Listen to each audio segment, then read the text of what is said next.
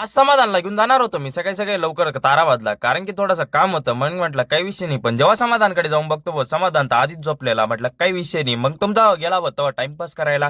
तेवढ्यात आपलं समाधान आलेला आवरून. म्हटलं चल बरं लगेच ताराबादला. मग काय समाधानला घेतलं आणि त्यानंतर निघालो आम्ही एकता मोबाईल शॉपीवरती. एकता मोबाईल शॉपीला गेलो, तिथे ना थोडंसं काम होतं, ते काम पूर्ण केलं आणि त्यानंतर समाधान म्हणे चल आपल्याला खिचडी खायची.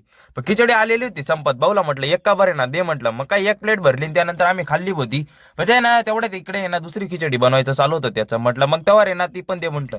मग काय भावानी मस्तपैकी ना दुसरी खिचडी एकदम गरम गरम वाढून दिली आणि त्यानंतर आम्ही निघालो होतो आकतवाड्याला. पण या मेंढ्यांनी इतका रस्ता जाम करून ठेवला की सर्वच्या सर्व गाड्या उभ्या करून ठेवला. आकतवाड्याला गेलो होतो, तिथे आपल्या काका त्यांचं चालू होतं बाजारात गट विकायचं. म्हटलं काही विषय नाहीये, पण आहे ना संध्याकाळी गेले गेले ना आपल्या गेलो होतो समाधीकडे. मग काही समाधीकडे आज बेकारच गर्दी होती. म्हटलं काही विषय नाहीये, समाधीकडे गेले गेले ना मस्तपैकी पाय वगैरे पडून घेतले. म्हटलं चला माऊलींचे पाय पडून घेतो.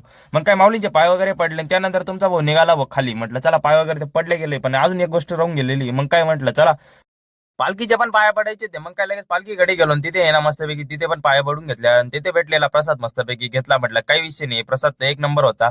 मग काय तेवढ्यात आपल्याला दिसलं ड्रोन उडत, आणि ड्रोन कोणाचा होता माहितीये का? आपल्या सचिन भाऊचा. म्हटलं काही विषय नाही, आज रात्री रील बनणार म्हणजे बनणार. म्हटलं काही विषय नाही. तेवढ्यात आपले महाराज आहे ते पण आले मस्तपैकी. म्हटलं चला आता आहे ना अयोध्येत हक्कन ते पण येऊन लागलेले होते. आता कीर्तनाला सुरुवात पण होणार होती. आणि चला आजचा ब्लॉग आपण इथेच संपूया. रामकृष्ण हरी, जय हरी माऊली.